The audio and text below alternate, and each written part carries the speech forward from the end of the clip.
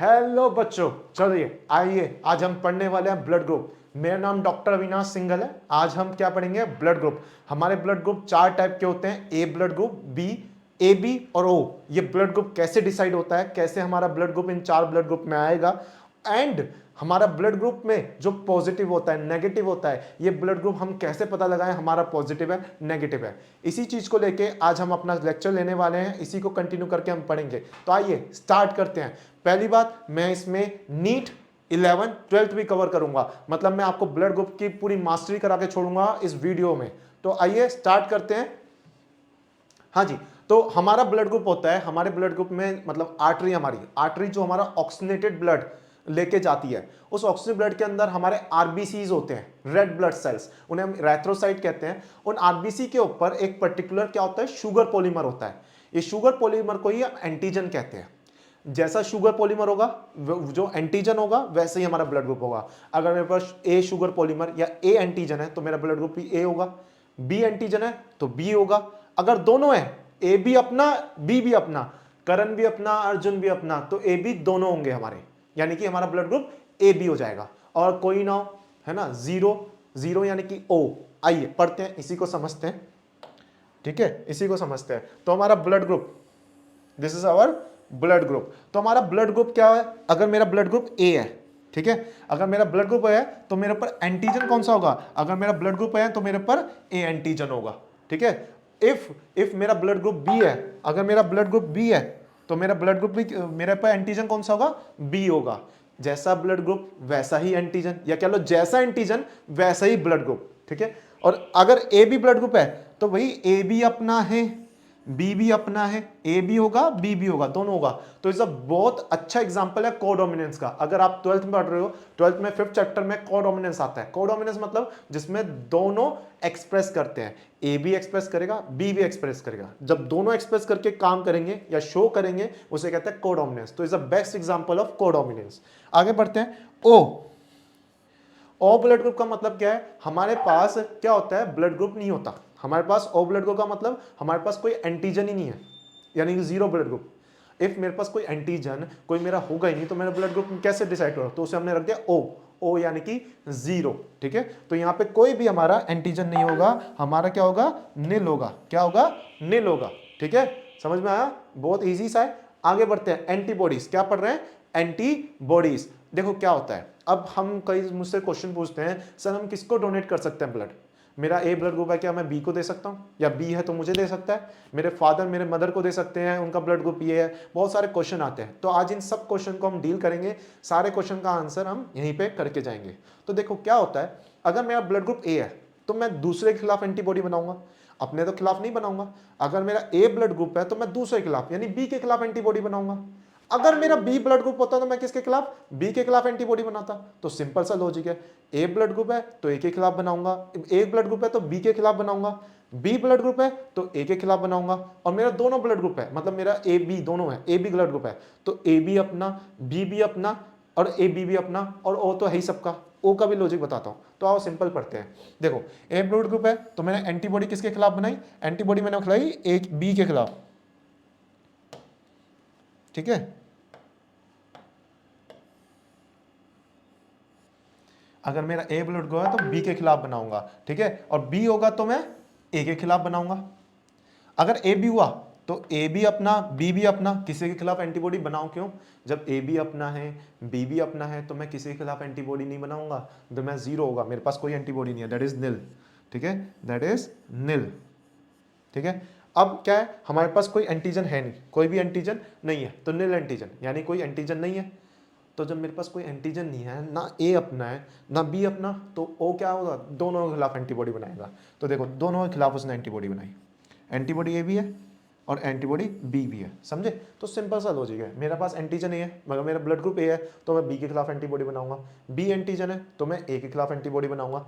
अगर ए भी है और बी भी है, दोनों एंटीजन है मेरे पास, तो दोनों अपने, अरे करण भी अपना है, अर्जुन भी अपना है, तो मैं ब्लड ग्रुप में कोई एंटीजन दोनों है तो एंटीबॉडी कोई सी भी नहीं होगी।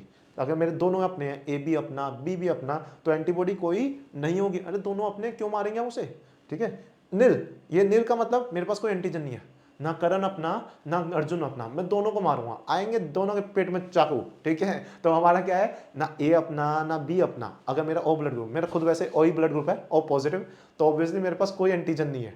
अगर कोई एंटीजन नहीं है तो मैं एंटीबॉडी दोनों के खिलाफ होऊंगा। मेरे बॉडी में दोनों एंटीबॉडी है, एंटीबॉडी ए बी और बी भी, ठीक है। ए बी बॉडी है और एंटीबॉडी बी भी है, पर एंटीजन कोई नहीं है मेरे पास, ठीक है। अब आओ, अब हमें जो मेन है डोनर, हम किसे डोनेट कर सकते हैं, ये हमारा बड़ा इंपॉर्टेंट चीज है कि हम डोनेट ब्लड ग्रुप है तो डोनर ग्रुप कौन सा होगा, किससे हम रिसीव कर सकते हैं। सो आइए हम पढ़ते हैं अब डोनर ग्रुप कि हम डोनेट किसे कर सकते हैं। देखो, अगर मेरे पास एंटीबॉडी बी है, मतलब मेरे पास ए ब्लड ग्रुप है, लेकिन मेरे पास किसके खिलाफ एंटीबॉडी है, बी के खिलाफ, तो बी तो नहीं आ सकता, लेकिन ए तो आ सकता है, ए तो अपना है तो ए तो आ जाएगा। ऐसी अगर मेरा बी ब्लड ग्रुप है तो मेरे पास एंटीबॉडी किसके खिलाफ है, ए के खिलाफ, ए नहीं आ सकता, पर बी तो अपना है, बी आ सकता है। मतलब ए वाले को ए ब्लड ग्रुप दे सकता है, बी वाले को बी दे सकता है, ठीक है। अब आप कहोगे इसमें दोनों में ओ क्यों है, देखो समझो, मैं समझाता हूँ। ओ ब्लड ग्रुप है, ओ के पास कोई एंटीजन है ही नहीं, इसके पास कोई एंटीजन ही नहीं है। अगर एंटीजन ही नहीं होगा इसके पास तो इसके मतलब क्या है, इसके किसके खिलाफ एंटीबॉडी बनाओगे। मेरे पास अगर मान लो मैं आप लोगों के घर में आ गया, मेरा एक बच्चा है, उसका नाम है क्या, कुंदन, ठीक है। वो कुंदन है तो मैं उसके पास गया, उसके घर में गया, उसने मुझे इनवाइट किया था, मैं गया। अब मैंने यहाँ पे लगा ली थी 2 नली वाली वो बंदूक होती है ना, बिल्कुल एकदम धांसू सी, एकदम AK-47, और मैं गया क्या उसके घर पे, उससे मैंने कटकटाया, वो खोला गेट, उसने पहले मुझे देखा, फिर उसने मेरी बंदूक को देखा, AK-47 को देखा, उसे लगा ये पता नहीं ये तो क्या करेगा, तो उसने क्या करा, दरवाजा बंद कर दिया। कहता मैं नहीं एंटर करने दूंगा इसे, क्यों, क्योंकि इसके पास बंदूक है। लेकिन अगर मेरे पास बंदूक होती ही नहीं, मेरे पास कोई हथियार ही नहीं है, चाकू छुरी मेरे पास कुछ भी नहीं है, तो मुझे एंटर करने देता ना। तो सिंपल सा लॉजिक है बेटा, अगर मेरे पास कोई एंटीजन ही नहीं है, मेरे पास कुछ है ही नहीं, मैं तुम्हें मुझे खतरा ही क्यों होगा। जब मेरे पास कोई एंटीजन ही नहीं है तो मेरे खिलाफ एंटीबॉडी नहीं बनाओगे, और एंटीबॉडी नहीं होगी तो मैं किसी में भी जा सकता हूँ, ठीक है। तो इसके पास बेचारे पास कोई एंटीजन ही नहीं है, तो एंटीजन ना होने की वजह से ये देखो ए में भी जा सकता है, बी में भी जा सकता है ना, ये इसमें भी जा सकता है और इसमें भी जा सकता है, चारों में जा सकता है। इसलिए इसे यूनिवर्सल डोनर बोलते हैं। क्या बोलते हैं, यूनिवर्सल डोनर।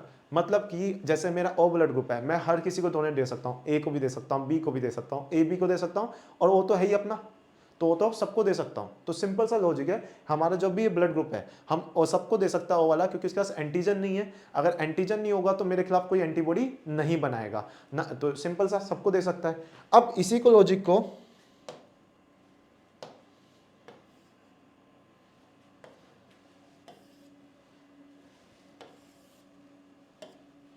ठीक है, अब आगे बढ़ते हैं। तो सिंपल सा है, जैसे मैंने आपको ये समझाया, ये यूनिवर्सल डोनर है, राइट। अब ऐसे ही देखो, अब मैंने ए को समझा दिया कि ए को, जो ए ब्लड ग्रुप है उसे ए दे सकता है, बी नहीं दे सकता, क्योंकि उसके पास एंटीबॉडी होती है बी के खिलाफ। जो बी ब्लड ग्रुप है उसको बी दे सकता है, ए नहीं दे सकता, क्योंकि उसके खिलाफ एंटीबॉडी ए होती है ए के खिलाफ। लेकिन वो तो सबको दे सकता है, क्यों भाई, क्योंकि वो यूनिवर्सल डोनर है, उसके पास कोई हथियार कोई एंटीजन ही नहीं है, तो उसके खिलाफ कोई एंटीबॉडी नहीं बनाएगा और वो कहीं भी जा सकता है। अब आते हैं ए बी पे, ठीक है। ए भी है, इसके पास किसी की कोई एंटीबॉडी है नहीं, अरे क्या है, करण भी अपना है, अर्जुन भी अपना है, ए ब्लड ग्रुप भी अपना, बी भी अपना, ए बी भी अपना, और ओ तो है ही सबका, ठीक है। तो इसमें ए बी भी डोनेट कर सकता है, ए भी आ सकता है, बी भी आ सकता है, और बेचारा ओ तो है ही सबका। तो मैं अगर मैं कहूं ए बी ब्लड ग्रुप के पास अपना कोई एंटीबॉडी नहीं है ना एंटीबॉडी, तो इसका मतलब हर कोई ब्लड ग्रुप, सारे के सारे ब्लड ग्रुप उसके पास आ सकते हैं, ठीक है। तो इसका मतलब ये क्या हो गया, यूनिवर्सल रेसिपिएंट, रिसीव कर सकता है सबका ब्लड। तो अगर आप ए बी ब्लड ग्रुप हो तो मुबारक है, आपको ए से भी ले सकते हो, बी से भी ले सकते हो, ए बी से और ओ से तो ले ही सकते हो, ठीक है। तो अच्छी बात है आप ए बी ब्लड ग्रुप हो, है ना। आगे अब देखो, अब जो एंटीबॉडी ए बी, देखो ओ ब्लड ग्रुप है, ठीक है, जो यूनिवर्सल डोनर था सबको दे रहा था, क्यों, क्योंकि उसके पास एंटीजन, बंदूक या किसी को मारने के खिलाफ कुछ था ही नहीं, तो सबको, हर कोई से अपने घर में एंटर कर देता था। इसके पास कोई एंटीजन नहीं था लेकिन एंटीबॉडी तो है, तो इसके घर में कोई आएगा तो ये दोनों से ना ए को घुसने देगा ना बी को घुसने देगा, कहेगा मेरे पास तुम दोनों के खिलाफ एंटीबॉडी है। इसलिए सिर्फ कौन आ सकता है ओके ओ ब्लड ग्रुप में, सिर्फ ओ ही आ सकता है, तो ओ ब्लड ग्रुप को सिर्फ ओ ही डोनेट कर सकता है। तो हमारा सिंपल सा लॉजिक है। सिंपल सा लॉजिक में क्या है, मैं आपको फिर जल्दी से रिमाइंडर कराता हूं कि हमारा जो ब्लड ग्रुप है, जैसा एंटीजन होगा वैसे ही blood group, A antigen A blood group, B है तो B blood group, A B या बी है तो हमारा ए बी ब्लड ग्रुप, और अगर कोई सा भी एंटीजन नहीं है तो हमारा 0 ओ ब्लड ग्रुप होगा, ठीक है। अब देखो, जो एंटीजन अगर मेरा ए है तो मेरे खिलाफ एंटीबॉडी के खिलाफ बी के खिलाफ एंटीबॉडी होगी, अगर बी एंटीजन होगा तो ए के खिलाफ एंटीबॉडी होगी, अगर मेरा ए भी एंटीजन है बी भी है तो मेरे पास दोनों के खिलाफ एंटीबॉडी नहीं होगी, करण भी अपना अर्जुन भी अपना। अब मेरा ओ ब्लड ग्रुप है, मेरे पास किसी के खिलाफ एंटीजन नहीं है, ठीक है, लेकिन एंटीबॉडी दोनों के खिलाफ होगी। एंटीजन मेरे किसी के खिलाफ नहीं है, मैं सबको डोनेट कर सकता हूं, क्योंकि मेरे पास कोई बंदूक ही नहीं है, हर किसी के घर में चला जाऊंगा, तो बेचारे पास कोई एंटीजन नहीं, एंटीबॉडी किसके खिलाफ बनाओगे, है ही नहीं कोई एंटीजन, तो इसलिए वो चारों में चला जाता है, ठीक है। अब यहां पे देखो बी है, ए ब्लड ग्रुप के पास एंटीबॉडी बी है, तो ए तो आ सकता है, बी नहीं आ सकता। बी के खिलाफ ए के खिलाफ बी में, बी ब्लड ग्रुप में ए के खिलाफ एंटीबॉडी है, तो ए इसके अंदर एंटर नहीं कर पाएगा, पर बी एंटर कर जाएगा। ए बी के पास कोई एंटीबॉडी नहीं है, सब बहस के, तो यूनिवर्सल रेसिपिएंट होता है, राइट। ओ ब्लड के पास दोनों के खिलाफ एंटीबॉडी है, ना ए आ सकता ना बी आ सकता, तो सिर्फ और सिर्फ ओ ही ब्लड ग्रुप आएगा, ठीक है। तो ये जो ओ है वो सब में जा सकता है क्योंकि कोई एंटीजन नहीं है, तो वो यूनिवर्सल रेसिपिएंट हो गया। जो ए बी ब्लड ग्रुप है वो सिर्फ क्या हो सकता है, वो उसमें जा सकता है, क्या कहते हैं, ए बी ब्लड ग्रुप है उससे वो तो सबका रिसीव कर सकता है, क्यों, क्योंकि उसके पास कोई एंटीजन ही नहीं है। तो सिंपल लॉजिक है हमारे। चलो ये तो हो गई हमारी 11th की बात, जिसमें हमें A blood group, B blood group, A B blood group, O ये कैसे होता है ये पता चला। साथ में ये भी पता चला कि हमारे एंटीबॉडी किसके अंदर कैसी एंटीबॉडी होगी, कौन सा ब्लड ग्रुप हम नहीं ले सकते, कौन सा ब्लड ग्रुप हम ले सकते हैं, ये कॉन्सेप्ट क्लियर हो गया। अब आगे मैं आपको थोड़ा सा जीन का कॉन्सेप्ट और बताता हूं, थोड़ा सा जीन का कॉन्सेप्ट और बताता हूं, ठीक है, समझना मेरी बात।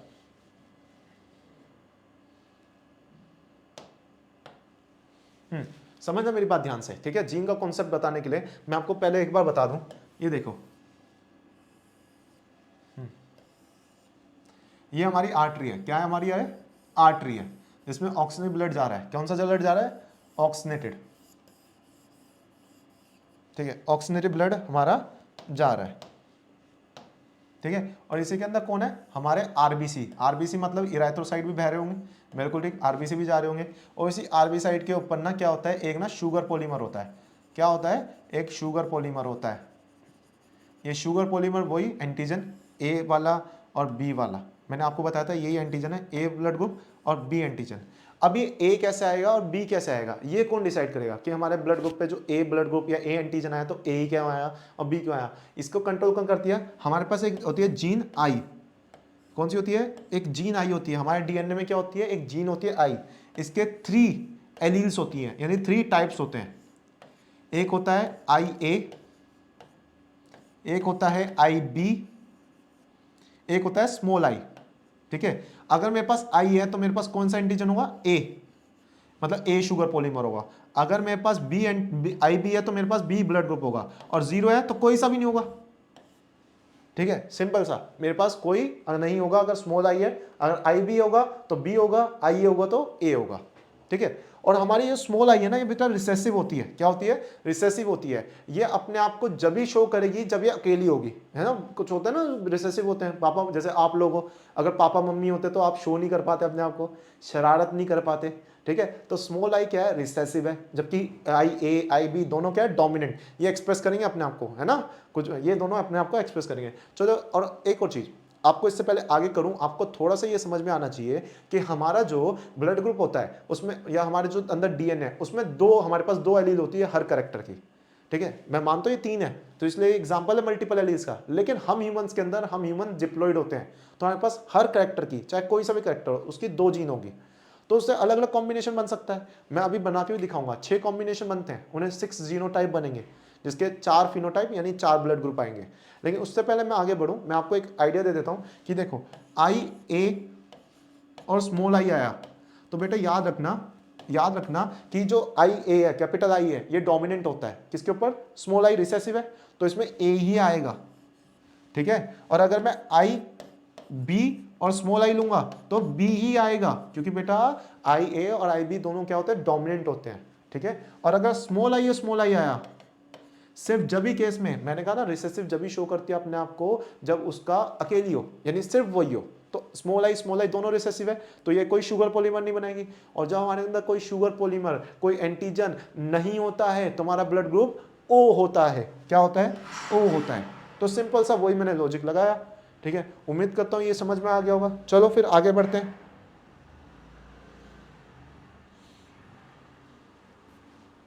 तो जी आइए, ये एलील्स है हमारी, है ना, पेरेंट वन की। एक मिनट, हाँ जी। तो देखो सिंपल सा है, मैंने क्या करा, दो पेरेंट है, एक पेरेंट हमारा 1 है, एक पेरेंट 2 है, ठीक है। उनका जीनोटाइप क्या आएगा, उन्हें मिक्स करके दिखाएंगे। जैसे फॉर एग्जांपल आई ए और आई ए है, तो इनका क्या मिक्स किया, स्मॉल आई कैपिटल आई है, कैपिटल आई है, ठीक है। और अगर दोनों ए है तो ऑब्वियसली हमारा ब्लड ग्रुप क्या आएगा, ए वाला आएगा, ब्लड ग्रुप ए आएगा। ये जीन्स की बात हो रही है, ये जीन्स है और दोनों डोमिनेंट है तो ए आएगा, ठीक है। वहीं अब आई ए और बी वाला कॉम्बिनेशन ले रहे हैं, तो जब आई और बी कॉम्बिनेशन आएगा तो हमारे पास ए बी है, बी बी है, तो हमारा ए बी ब्लड ग्रुप होगा। क्या होगा, ए बी। अरे दोनों एक्सप्रेस करेंगे ना, ये कोडोमिनेंस का एग्जांपल है। जब हमारे पास ए बी होता है, बी बी होता है, तो दोनों शो करते हैं, इसी से ए बी ब्लड ग्रुप आता है। जीन्स की बात कर रहा हूं, ठीक है। And I A small I ले लेते हैं, ये वाला कॉम्बिनेशन। तो देखिए आई ए स्मॉल आई, क्या कहा था, आई ए क्या होता है, डोमिनेंट होता है, तो स्मॉल आई नहीं एक्सप्रेस करेगा, क्या आएगा, सिर्फ और सिर्फ ए ब्लड ग्रुप। आई ए ने ही एक्सप्रेस किया क्योंकि आई रिसेसिव होती है। अब आई बी को ले लो, आई बी और आई ए आया, ठीक है, तो फिर से बना ए बी, तो ब्लड ग्रुप भी ए बी, क्योंकि A B dominant, B B dominant, दोनों एक्सप्रेस करेंगे। एंड आई बी, दोनों देखो आई बी आया, दोनों डोमिनेंट है और दोनों बी दिखा रहे हैं, तो बी ब्लड ग्रुप आएगा, सिंपल।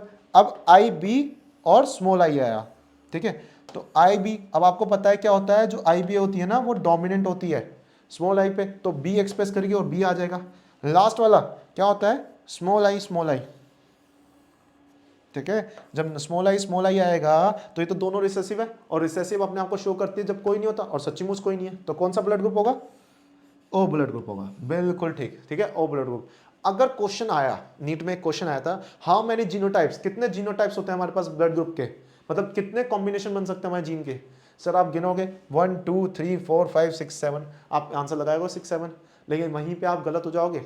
आपको जीनोटाइप पूछा है, कितने कंडीशंस, कितने टाइप्स हो सकते हैं, कितने कॉम्बिनेशंस हो सकते हैं। तो आपको ध्यान देना है किस बात का, आपको ध्यान देना है इस बात का कि इधर देखो कहाँ गया ये और ये, अरे रिपीट नहीं हो रहा सर, हाँ रिपीट हो रहा है, तो इसलिए इन दोनों को में से एक ही रखना है, इन दोनों को, मतलब 1 2 3, फिर यहाँ पे 4, इसे स्किप कर देना है क्योंकि रिपीट तो हो चुका, और ये 5 और ये 6, तो हमारे जीनोटाइप कितने होंगे, ओनली 6। वहीं अगर मैं फिनोटाइप भी बोल दूं साइड में, फिनोटाइप बोल दूं, ठीक है, फिनोटाइप बोल दूं तो कितने होते हैं, 4 ही हो सकते हैं सर, कौन से, ए बी और ओ। तो जीनोटाइप कितने होंगे, हमारे जीनोटाइप होते हैं 6 और फिनोटाइप कितने होते हैं 4, ये क्वेश्चन, ठीक है। तो उम्मीद करता हूं समझ में आया होगा। तो हमें जीनोटाइप भी क्लियर, फिनोटाइप भी क्लियर, इवन हमें ब्लड ग्रुप समझ में आया। हमारा ब्लड ग्रुप कैसे होता है, शुगर पॉलीमर क्या होते हैं, एंटीजन, जो शुगर पॉलीमर होगा उसी का हमारा एंटीजन होगा, और दूसरे के खिलाफ एंटीबॉडी बनाएंगे, जिससे हमें पता चला कि हम किसको डोनेट कर सकते हैं, डोनर ग्रुप पता चले, और यहाँ से हमें एलील्स के बारे में पता चल गया। लेकिन अभी भी एक चीज़ गायब है, क्या सर, अक्सर हमने सुना है कि ओ पॉजिटिव ब्लड ग्रुप है, ओ नेगेटिव है, तो ये पॉजिटिव नेगेटिव होता है तो होता क्या है। बहुत सारी आपकी वो रहती है कि सर ये पॉजिटिव बोला गया है, नेगेटिव बोला गया है, कि सर ओ पॉजिटिव वाला वो ओ नेगेटिव को ब्लड नहीं दे सकता, क्यों नहीं दे सकता सर, वो डॉक्टर से पूछा, डॉक्टर कहता है एलर्जी हो जाएगी, तो क्यों हो जाएगा, एलर्जी हो जाएगी, क्या हो जाएगा, ये सब समझना है। तो इसके लिए आइए अब चलते हैं आगे, क्या चलते हैं आगे।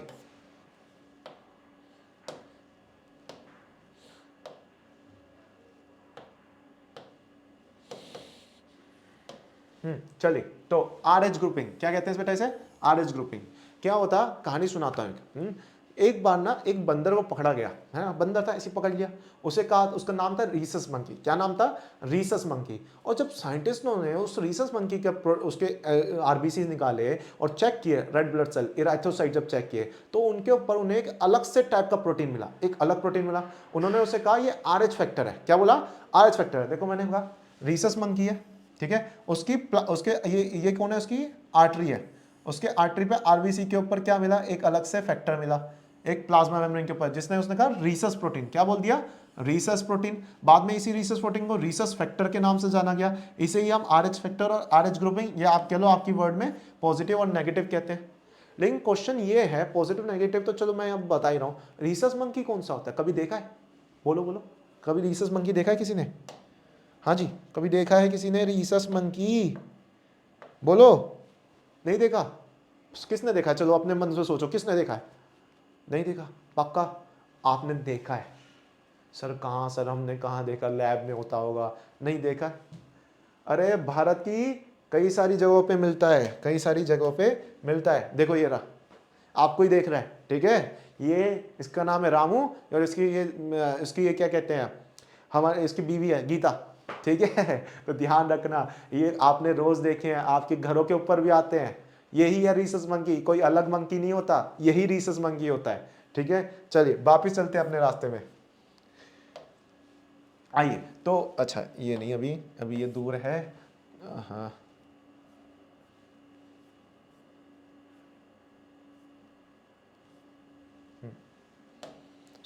ये क्या है हमारा रीसस मंकी। तो रीसस मंकी के ऊपर हमें रीसस प्रोटीन मिला, उसी को हमने रीसस फैक्टर कहा, उसी को हमने आरएच फैक्टर, आरएच ग्रुपिंग कहा।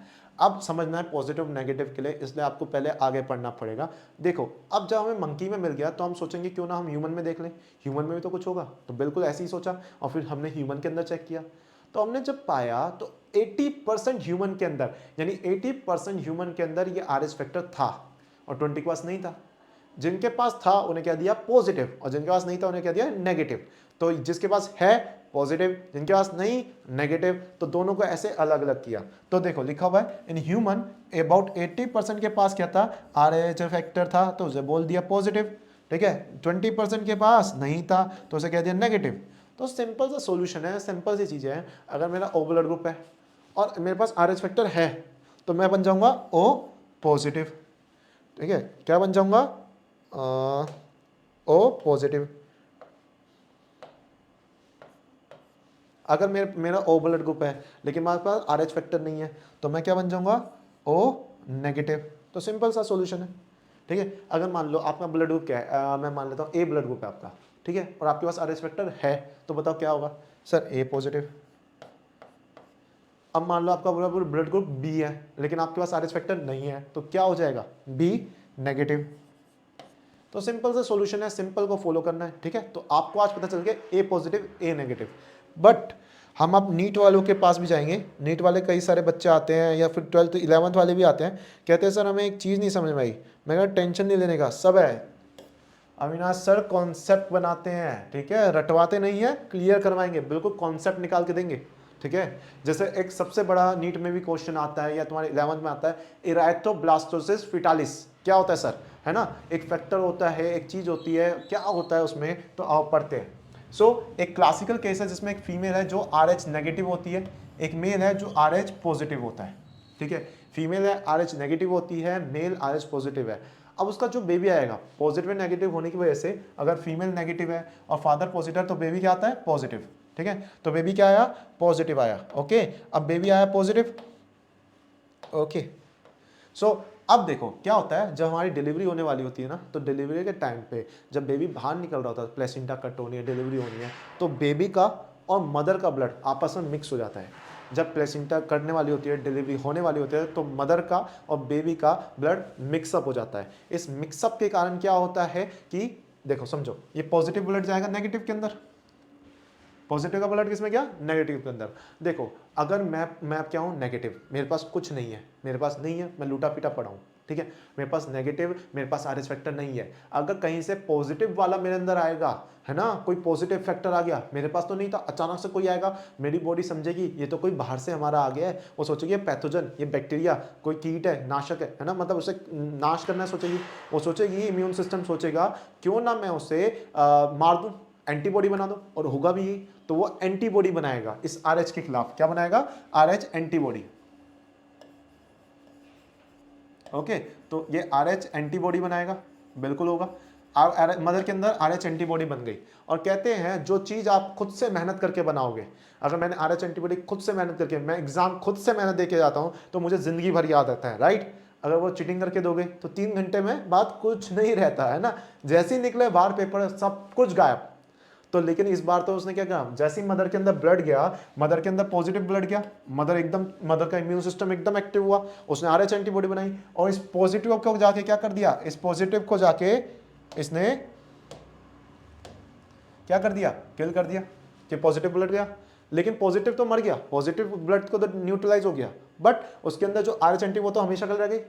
अब सेम क्या होता है, दूसरा चाइल्ड की बर्थ हो रहा है, मान लो अब सेकंड डिलीवरी हो रही है उसी मदर को, ठीक है, तो उसी मदर को क्या होने वाला है, सेकंड डिलीवरी, ठीक है। तो देखो अगेन पॉजिटिव, ये तो फर्स्ट थी, ठीक है, अब क्या होने वाली है, सेकंड डिलीवरी, तो फिर से RH पॉजिटिव, फिर से इसका ब्लड जाएगा, चलो कोई बात नहीं, उसके ब्लड को फिर से हमारे अंदर जो RH एंटीबॉडी होगी वो कहेगी मैं देख लूंगी, ठीक है, वो तो यही देख लेगी कि सर कोई बात नहीं आने दो, है ना, मैं इस पॉजिटिव को फिर देख लूंगी, फिर मार देगी पॉजिटिव को, सर ठीक है। दोस्तों दिक्कत क्या है, दिक्कत ये है, ये RH एंटीबॉडी कहाँ चली जाएगी, ये RH एंटीबॉडी चली जाएगी इस बेबी के अंदर, RH एंटीबॉडी कहाँ चली जाएगी, इस बेबी के अंदर चली जाएगी, और जिस इस बेबी के अंदर अगर चली गई तो क्या होगा, सोचो बेबी कैसा है, पॉजिटिव, और उसके अंदर एंटीबॉडी चली गई है, एंटीबॉडी, याद लो एंटीबॉडी चली गई है किसके खिलाफ, पॉजिटिव के खिलाफ, तो क्या होगा, अगर मेरा ब्लड ग्रुप पॉजिटिव और मेरे अंदर मेरे पॉजिटिव ब्लड ग्रुप के ही खिलाफ एंटीबॉडी चली गई है तो मेरे ब्लड को किल कर देगी ना,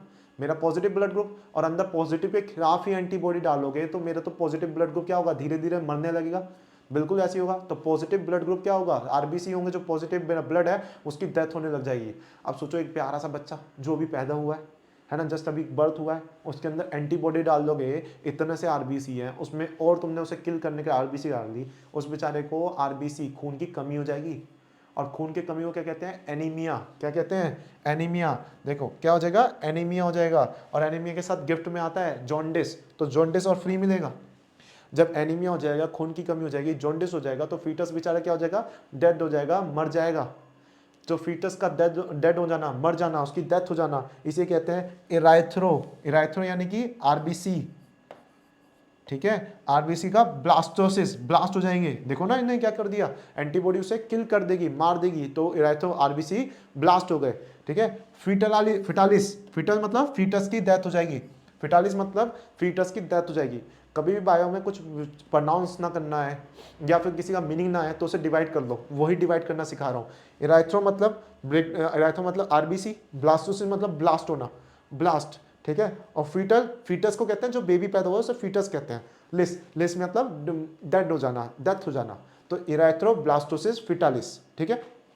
सो आपको ये समझ में आया सर, बहुत अच्छा आपने समझाया, हम समझ गए, लेकिन मेन चीज़ सर ये है, हमें ट्रीटमेंट तो बताओ।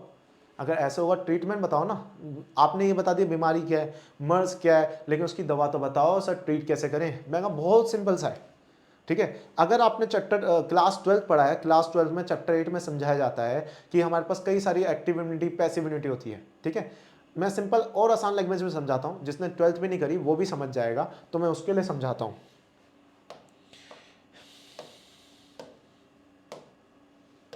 देखो क्या है, सिंपल सा लॉजिक है, ट्रीटमेंट कैसे करना है। जो मदर खुद से एंटी-RH बॉडी बना रही थी, है ना, मैं नहीं चाहता वो खुद से बनाए, अगर खुद से बनाएंगी तो हमेशा के लिए उसकी बॉडी में रहेगा। इससे बढ़िया बाहर से तुम इंजेक्शन लगा दो, तुम इंजेक्शन लगा दो, ठीक है। ये इंजेक्शन कौन लगाएगा, तुम लगाओगे, तो तुम डॉक्टर बन गए, इंजेक्शन लगा दो। तो ये RH एंटीबॉडी, एंटी-RH एंटीबॉडी तुम खुद से दे दो, इज एंटी-RH एंटीबॉडी कहाँ से आई, तुमने दी है, ठीक है, ये इंजेक्शन से आई। इंजेक्शन का नाम भी होता है, चलो आपके लिए बता देता हूँ, नीट के लिए आता है, नीट के लिए मैं बता ही देता हूँ। इस इंजेक्शन का नाम कुछ ही और पेन से लिखते हैं, किसे लिखे, चलो, इस इंजेक्शन का नाम होता है रोहगम। क्या नाम होता है, रोहगम। ये नीट वालों के लिए एक्स्ट्रा बता रहा हूँ, NCERT में नहीं है पर आपको पता होना चाहिए। रोहगम होता है, यही इंजेक्शन होता है जो दे दिया जाता है मदर को, तो उसमें एंटी-RH एंटीबॉडी होगा, तो एंटी-RH एंटीबॉडी आ गई। अब मदर में जो ये पॉजिटिव ब्लड ग्रुप आएगा वो इसे खुद किल कर देगी, ठीक है, और खुद भी डेड हो जाएगी। देखो बाहर से जो एंटीबॉडी दी ना, वो जो पॉजिटिव ब्लड आ रहा है फर्स्ट फीटस का, वो उसे भी मारेगी और खुद भी मर जाएगी, यानी दोनों लड़ झगड़ के मर जाएंगे, ठीक है। तो एंटी-RH जो हमने बाहर से डाल दी, जो बेबी का, जो फर्स्ट बेबी का पॉजिटिव ब्लड ग्रुप आया जिसके खिलाफ मदर को खुद बनानी पड़ रही थी, हमने बाहर से डाली, उसने उसको लड़ाई करी और दोनों गायब हो गए। सर क्लियर हो गया, बहुत ईजी है सर, वो भी डेथ हो गई, उसकी भी डेथ हो गई, न्यूट्रलाइज हो गया। अब मदर के अंदर कोई एंटीबॉडी है, नहीं है मदर के अंदर कोई एंटीबॉडी, तो क्या होगा, जो अब सेकंड बेबी है इसका ब्लड इसके पास जाएगा, तो ठीक, लेकिन इसके पास कोई एंटीबॉडी नहीं आने वाली, इसके पास कोई एंटीबॉडी, क्योंकि मदर के अंदर कोई एंटीबॉडी है ही नहीं, मदर के अंदर कोई एंटीबॉडी है ही नहीं। देख रहे हो, तो मदर के अंदर एंटीबॉडी थी नहीं, क्योंकि हमने बाहर से क्या डाल दी थी, एंटी RH एंटीबॉडी। ठीक है, एक मिनट,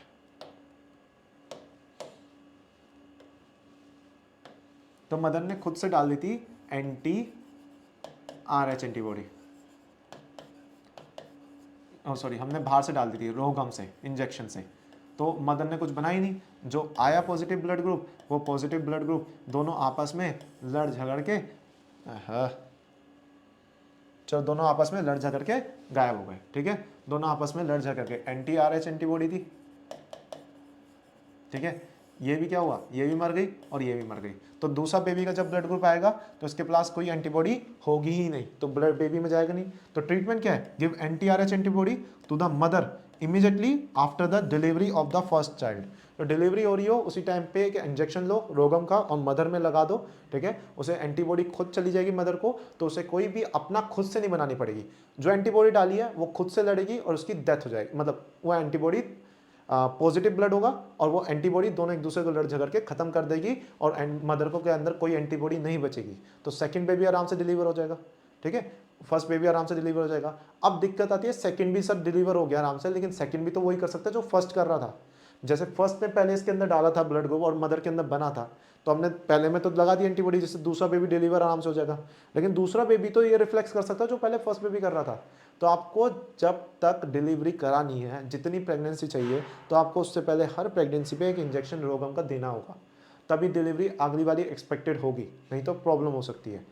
ठीक है, तो ये ध्यान रखिएगा। एक बार मुझसे एक बच्चे ने क्वेश्चन पूछा था, या क्वेश्चन बच्चे ने पूछा था, मान लो कि ना अगर एक कोई मदर है, कोई मदर या कोई फीमेल है जिसके अंदर नेगेटिव ब्लड ग्रुप है, गलती से कभी हॉस्पिटल में उससे पॉजिटिव ब्लड ग्रुप उसके अंदर डाल दिया, गलती से हो गया, कभी थोड़ा सा डाला, तो डॉक्टर ने एकदम रोक के वापस से नेगेटिव लगा दिया, तो न्यूट्रलाइज कर दिया जो भी मदर को। लेकिन मदर के अंदर एक रिफ्लेक्स चला गया, मदर ने अपने अंदर पहली सी एंटीबॉडी बना दी। क्यों, ऐसी मदर का क्या करें, वो कंसीव कर पाएगी, वो प्रेगनेंसी डिलीवरी कर पाएगी? मैं कहूँगा नहीं कर पाएगी, बिल्कुल नहीं, क्योंकि उसके पास पहले से ही रिफ्लेक्स आ चुका है, तो ऑलरेडी उसके पास एंटीबॉडी होगी, तो इस कारण वो डिलीवरी या प्रेगनेंसी को नहीं कर पाएगी। तो इसलिए ध्यान रखा जाता है नेगेटिव ब्लड ग्रुप में कि कोई पॉजिटिव ना आ जाए।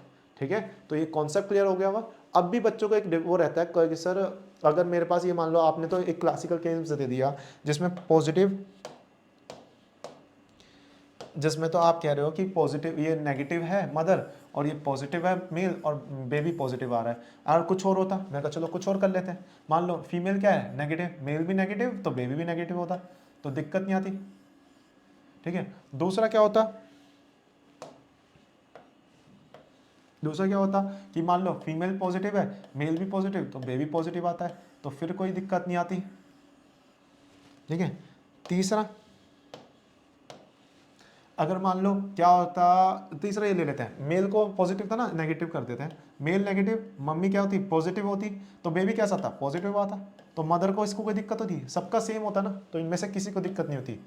बस हमारा ये वाला केस है जो मैं आपको बना के दिखा देता हूँ, काले से ब्लैक पेन से दिखा रहा हूँ कि देखो इधर क्या होता, हाँ सॉरी इसे हटाना पड़ेगा।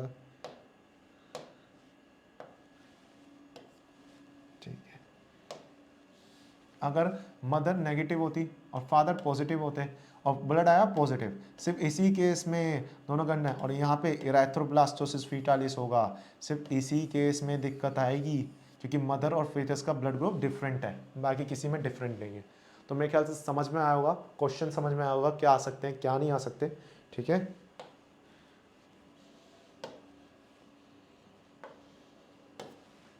ठीक है, चलो आपके लिए मैंने कुछ लिखी है शायरी, उम्मीद करता हूँ इससे आपका मोटिवेशन बढ़ेगा, नीट वालों के लिए मोटिवेशन आएगा। ठीक है, आगे बढ़ते हैं, तो इसकी शायरी को एक बार जल्दी से पढ़ेंगे, देखते हैं हमें क्या समझ में आता है। ठीक है, तो देखो क्या लिखा है, मुश्किल नहीं कुछ इस दुनिया में, मुश्किल नहीं कुछ इस दुनिया में, तू हिम्मत तो कर, तो हिम्मत करके तो देख, मुश्किल नहीं कुछ इस दुनिया में, ख्वाब बदलेंगे हकीकत में।